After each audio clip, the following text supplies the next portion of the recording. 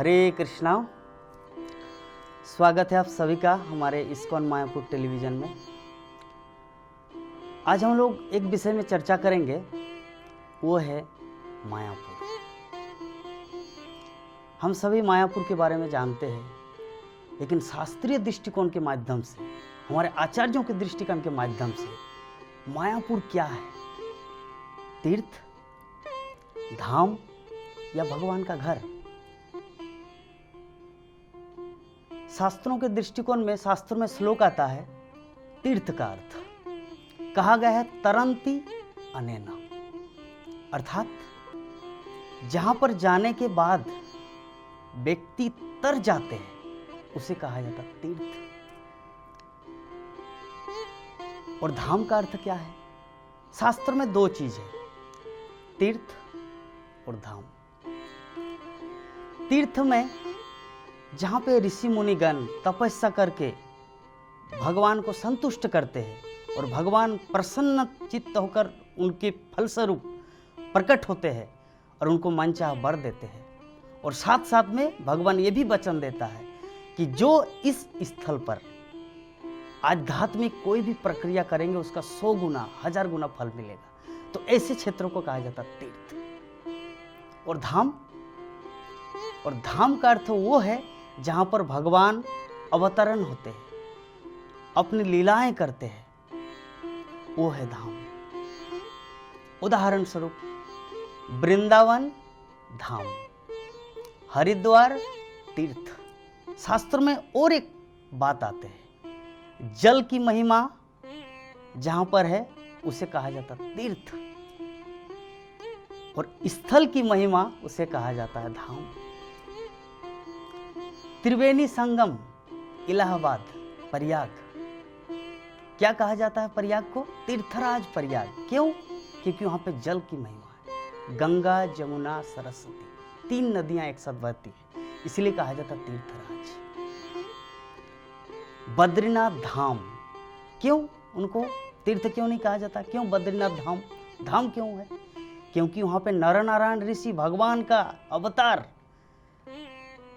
द्वारका धाम, मायापुर धाम। तो हमारा जो मूल टॉपिक है आज के, उसमें क्या है? मायापुर। तो मायापुर क्या है? तीर्थ, धाम या भगवान का घर? इस चीज को हम लोग को ध्यान से समझना है। हम सबको पता है कि मायापुर में गंगा है, और परिभाषा में हम लोग क्या बताएं? जल की महिमा के स्थान को तीर्थ कहा जाता है। तो मायापुर क्या है? तीर्थ या धाम? और यहाँ पे भगवान श्री चैतन्य महाप्रभु प्रकट हुए हैं।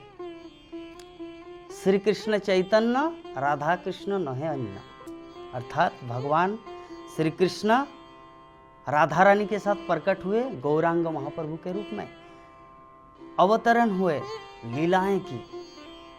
तो परिभाषा में हम लोग शास्त्रों के माध्यम से क्या पता चला? जहां पर भगवान की लीला है, अवतरण लीला, उसे कहा जाता धाम। और जहां पे जल की महिमा गंगा है उसे कहा जाता तीर्थ। तो अभी क्या कहेंगे हम लोग मायापुर को? तीर्थ या धाम? ये बहुत समझने वाली बात है। हमारे वैष्णव आचार्यों का कहना है, अद्यापि नित्य लीला करे गौर राय, कोनो कोनो भाग्यवाने देखी बारे पाई। इसका अर्थ है कि अभी भी भगवान श्री चैतन्य महाप्रभु मायापुर धाम में अपनी लीलाएं कर रहे हैं। कोनो कोनो भाग्यवाने देखी बारे पाई, कोई कोई भी भाग्यवान देख पाते हैं। वो भाग्यवान कौन है? श्रीमद् भागवत गीता में कहा गया है, बहुनाम जन्म नामंते ज्ञानवान मंग प्रपद्यते। अनेक अनेक जन्मों के बाद जिसको सच्चा ज्ञान की प्राप्ति होती है, वासुदेव सर्वमिति स महात्मा सुदुर्लभ, वो भगवान वासुदेव कृष्ण को समझ जाता है। तो वैष्णवाचार्यों का क्या कहना है? अद्यापि नित्य लीला कोरे गौरव राय, कोनो कोनो भाग्यवाने देखी बारे। तो कौन है भाग्यवान जो महाप्रभु को देख पाएंगे? वही है शास्त्रों का संस्तुति। तो हमारा जो विषय है, टॉपिक है कि मायापुर क्या है, तीर्थ, धाम या भगवान का घर। वैष्णवाचार्यों का एक ही बात है कि अभी भी महाप्रभु लीला करते हैं मायापुर धाम में, लेकिन हम लोग देख नहीं पाते, लेकिन वैष्णवाचार्यगण देख पाते हैं। तो जहां पे भगवान रोजाना लीला करते हैं, अपने नित्य लीला करते हैं, उसको क्या कहेंगे, धाम? नहीं, उसको धाम कैसे कहेंगे? धाम का अर्थ भगवान आए, लीला किए और चले गए। लेकिन जहां पे रोजाना लीला होगा उसको धाम कैसे कहेंगे? वो तो घर है। तीर्थ क्या है हम लोग तो पहले ही समझ गए, जहां पर कोई भक्तगण, कोई ऋषि मुनि तपस्या किए, तपस्या के फलस्वरूप भगवान प्रकट हुए और चले गए, वो है एक तीर्थ बन जाता है। और वहां पे एक बहुत बड़ा मेला लगता है, बहुत महान तीर्थ कहलाता है। और हमारे भारतवर्ष में ऐसे बहुत सारे तीर्थ हैं, लेकिन विषय है मायापुर। विषय है मायापुर क्या है? तो इसीलिए भक्ति विनोद ठाकुर हमारे परम गुरुदेव, उन्होंने कहा है, मायापुर धाम सम त्रिभुवने नाय। पूरे 14 भुवन में, स्वर्ग मर्त्य पाताल त्रिभुवन का 7 पाताल 7 स्वर्ग, 14 भुवन में मायापुर धाम जैसा कोई धाम नहीं है। हम लोग जानते हैं शास्त्रों के द्वारा कि भगवान कृष्ण राधा रानी की इच्छा पूर्ति के लिए वृंदावन धाम का निर्माण किए। राधा रानी के बोले कि राधा चलिए हम लोग को जाना है भूलोक में। तो राधा ने बोले कि नहीं, मैं नहीं जा सकती। क्यों? क्योंकि वहाँ पे ना राधा कुंड है, ना गिरि गोवर्धन है, ना निधि वन है। तो कृष्ण बोले कि डोंट वरी, चिंता मत करो, मैं एग्जैक्टली एज इट इज जैसा ये वृंदावन है, गोलोक वृंदावन, सेम वृंदावन में आपके लिए भूमंडल में तैयार करूंगा। और वही हम लोग जो उत्तर प्रदेश अर्थात हमारे भारत भूमि में जो वृंदावन है वो है भूलोक, यानी गोकुल वृंदावन, भौम वृंदावन। और भगवान का जो नित्य लीला जो चलते वो है गोलोक वृंदावन। तो कृष्ण राधा रानी की इच्छा पूर्ति के लिए वृंदावन का निर्माण किए भारत भूमि में। और अनंत संहिता, जो हमारे बहुत सारे शास्त्रों में संहिता, जैसे मनु संहिता, ब्रह्म संहिता, गर्ग संहिता, अनेकों संहिताओं में से एक संहिता है अनंत संहिता। उस अनंत संहिता में वर्णन आया है कि श्रीमती राधा रानी भगवान कृष्ण की इच्छा पूर्ति के लिए मायापुर धाम का निर्माण किया। मायापुर धाम का निर्माण किया भगवान कृष्ण की इच्छा पूर्ति के लिए। तो कृष्ण ने राधा रानी की इच्छा पूर्ति के लिए वृंदावन धाम का निर्माण किए, और राधा रानी ने भगवान कृष्ण की इच्छा पूर्ति के लिए नवद्वीप मायापुर धाम का निर्माण किया। तो अभी हम लोग को फिलोसॉफी को समझना है, दर्शन को समझना है कि भक्त बड़ा है या भगवान बड़ा है। भगवान अपने भक्तों की इच्छा के लिए कुछ करता है और भक्त भक्तों भगवान की इच्छा के लिए कुछ करता है। इतिहास में हम लोग देखते हैं, इतिहास के माध्यम से हम लोग जानेंगे। भगवान श्री रामचंद्र जब लंका गए तो कैसे गए? भगवान श्री रामचंद्र लंका गए तो ब्रिज तैयार करके, पुल बनाकर। और हनुमान कैसे गए लंका? हम सबको पता है, एक ही जंप मार के चला गया लंका। तो भगवान सारे अखिल ब्रह्मांड के मालिक, अनंत कोटि विश्व ब्रह्मांड के मालिक भगवान रामचंद्र एक साधारण मनुष्य के भांति आचरण किए, किंतु अपने भक्त श्रेष्ठ हनुमान उनको महिमान्वित किया कि हनुमान एक ही छलांग में लंका पहुंच गए, एक ही छलांग में गंधमादन पर्वत। तो यह है भगवान की हेतु की कृपा। और दूसरा उदाहरण हम लोग जानते हैं, अर्जुन, भगवान चाहते तो खुद कुरुक्षेत्र के युद्ध मैदान को अपने सुदर्शन चक्र के माध्यम से समाप्त कर देते, और यद्यपि किए हैं, इसका प्रमाण है बर्बरीक के माध्यम से, लेकिन फिर भी वो क्रेडिट किसको दिया? अर्जुन को। तीसरा, जगत गुरु श्रील प्रभुपाद का।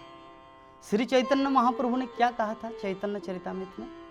पृथ्वी ते आछे जतो नगरादि ग्राम सर्वत्र प्रचार होइबे मोर नाम, अर्थात विश्व के कोने कोने के जितने सारे गांव या शहर है, हर जगह मेरे नाम हरे कृष्णा कृष्णा कृष्णा हरे हरे, हरे राम राम राम हरे हरे, ये महामंत्र का प्रचार व प्रसार होगा। चैतन्य महाप्रभु वो कौन है? साक्षात भगवान। लेकिन वो कितना दूर तक प्रचार किया? एक सीमा, कहां तक? ये भारत भूमि, कश्मीर से कन्याकुमारी तक, मीन्स ये इंडिया। लेकिन अपने प्रिय भक्त, अपने सेनापति भक्त, अपने प्रिय पार्षद जगत गुरु श्रील प्रभुपाद, अभय चरणारविंद ऐसी भक्ति वेदांत जगत गुरु श्रील प्रभुपाद, उनके माध्यम से क्या किया? श्री चैतन्य महाप्रभु सारे विश्व में कृष्ण भक्ति का प्रचार प्रसार किया। तो हमारा मूल टॉपिक जो था कि मायापुर धाम क्या है? मायापुर धाम भगवान का घर या तीर्थ या धाम? अभी हम लोग एक चीज समझेंगे, वृंदावन धाम और मायापुर धाम, कि राधा रानी ने मायापुर धाम का निर्माण किया, वृंदावन धाम का निर्माण किया भगवान कृष्ण ने। तो अभी कृष्ण का क्रेडिट ज्यादा हो गया राधा रानी का? भगवान तो हर क्षेत्र में अपने भक्तों को क्रेडिट देते हैं। अर्जुन को क्रेडिट दिया, जगत गुरु श्रील प्रभुपाद को क्रेडिट दिया, हनुमान को क्रेडिट दिया, खुद एक साधारण जैसा रहे। तो उसी प्रकार भगवान श्री कृष्ण वृंदावन धाम का निर्माण किया और राधा रानी ने मायापुर धाम का निर्माण किया। तो अभी शास्त्रीय दृष्टिकोण से, भक्ति के दृष्टिकोण से कौन बड़ा है?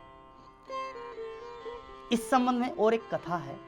हम लोग जानते हैं इतिहास में मुगल साम्राज्य का जो अकबर, उन्होंने एक बार एक सभा बुलाए थे। सभा में क्या था? टॉपिक था कि गंगा बड़ी है या जमुना बड़ी है। तो भारतवर्ष के जितने सारे महान महान संत, साधु पुरुष, भक्त को बुलाए, गंगा बड़ी है या जमुना बड़ी है, इस चीज को समझने के लिए। तो जितने सारे महात्मा, जितने सारे ऋषि मुनि, जितने सारे भक्तगण वहां पर आए, हर कोई गंगा की महिमा का वर्णन कर रहे कि महाराज गंगा तो सर्व दृष्टिकोण से बड़ी है। तो फिर भी महाराज मीन्स अकबर को मन में शांति नहीं मिल रहा था, उनको सेटिस्फैक्शन, संतुष्टि नहीं मिल रहा था कि गंगा बड़ी है लेकिन जमुना कैसे बड़ी नहीं। इस संबंध में उनका कंफ्यूजन। तो ऐसे में कुछ ब्राह्मणगण अकबर को उपदेश दिया कि महाराज इसका उत्तर एक व्यक्ति दे सकता है, वो रहता है वृंदावन में। कौन? षड गोस्वामियों में श्रील जीव गोस्वामी, कि जीव गोस्वामी इसका उत्तर दे पाएंगे। तो अकबर बोले कि ठीक है, तब उनको बुलाया जाए। तो ब्राह्मण बताया कि लेकिन उनका कंडीशन है। क्या कंडीशन? कि वो वृंदावन त्याग नहीं करते। जैसे भगवान श्री कृष्ण वृंदावनम परित्यज्यम कुत्र कदापि न गच्छति, जैसे भगवान कृष्ण वृंदावन छोड़कर एक पग भी वृंदावन के बाहर नहीं जाते। उसी प्रकार जीव गोस्वामी का भी प्रतिज्ञा हुआ, वृंदावन धाम नहीं छोड़ेंगे। तो ऐसे बातचीत के दौरान अकबर बोले तब तो कुछ तो उपाय करना है। तो ये खबर जीव गोस्वामी को पहुंचाया गया वृंदावन धाम में। तो अंत में कंक्लूजन निकला, निष्कर्ष कि जीव गोस्वामी बताए ठीक है मैं जाऊंगा, लेकिन सूर्योदय सूर्यास्त सूर्य के डूबने से पहले मैं वृंदावन धाम आ सकता हूं। ऐसा अगर कुछ प्रबंध किया जाए तब मैं जा सकता हूं अकबर की सभा में। तो शर्त जो रखा था जीव गोस्वामी, उसको एक्सेप्ट किया गया, स्वीकार किया गया। फिर जीव गोस्वामी चले आए अकबर की सभा में और फिर डिस्कशन होता रहा। क्या? कि गंगा बड़ी है, जमुना बड़ी है। तो गंगा की महिमा जीव गोस्वामी कितने सारे वेद, वेदांत शास्त्र, उपनिषद, वेदांत सूत्र सबका उल्लेख करके गंगा की महिमा बड़ी मात्रा में की। तो अकबर के मन में फिर भी संतुष्टि नहीं आ रहा था। बोले कि सेम थिंग जो बाकी ब्राह्मणगण जो आंसर दिया था, उत्तर दिया था, वही उत्तर जीव गोस्वामी भी दे रहे हैं। तो उसके बाद जीव गोस्वामी लास्ट में अंत में एक चीज बताया, क्या कि महाराज आपका मेरा एक प्रश्न है। तो महाराज बोले कि अच्छा बताइए। बोले कि आपके घर में, आपके राजमहल में आपकी पत्नी भी है? बोले कि हाँ। और आपकी दासी भी है? बोले कि हाँ। तो मेरा प्रश्न ये है, आप किससे प्यार करते हैं ज्यादा, दासी से या आपकी पत्नी से? तो अभी महाराज अकबर तो पूरा कंफ्यूजन में पड़ गया, क्या बात है ये। तो बाद में उसको समझ में आया। तो जीव गोस्वामी कुछ एक दो पॉइंट आउट कर दिया। बोले कि देखिए, जमुना जो है ना, वो भगवान कृष्ण की 16,108 रानियों में से एक है, कालिंदी। और गंगा कृष्ण की पत्नी नहीं है। यद्यपि कृष्ण से ही निकला है वामन देव के माध्यम से, तो कृष्ण की पत्नी नहीं है, जबकि कृष्ण की पत्नी है जमुना। और गंगा भी उनके भक्त है। तो अभी आप विचार कीजिए, आपके घर में एक दासी भी है आपके राजमहल में, और आपकी पत्नी भी है। आप खुद डिसाइड कीजिए कि कौन बड़ी है। और जीव गोस्वामी वहां से वृंदावन धाम की ओर प्रस्थान किया। तो कंक्लूजन क्या निकला कि जमुना बड़ी है। तो इसी प्रकार हम लोग समझ सकते हैं कि जो मायापुर धाम और वृंदावन धाम, मायापुर धाम का निर्माण स्वयं श्रीमती राधा रानी ने की, भगवान कृष्ण की प्रसन्नता के लिए। और गंगा या वृंदावन धाम भगवान श्री कृष्ण राधा रानी की प्रसन्नता के लिए की। तो निष्कर्ष ये होता है कि जो मायापुर धाम है, मायापुर धाम जो हमारे आचार्य श्रील भक्ति विनोद ठाकुर ने कहा है, मायापुर धाम समत त्रिभुवने नाय। तो मायापुर अल्टीमेटली अंत में यही कहूंगा, मायापुर भगवान का घर है। हरे कृष्ण।